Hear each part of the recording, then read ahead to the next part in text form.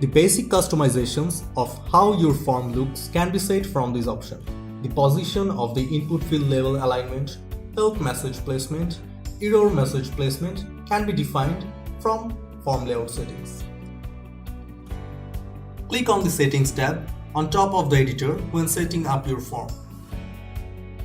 In the Form Settings segment, go to Form Layout Settings. Define the alignment of your input field labels.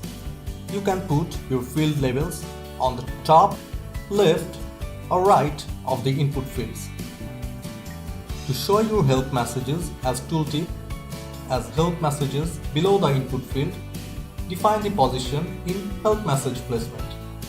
Define the position of error messages in error message placement. Define where to show the asterisks in your forms in Asterisk Position.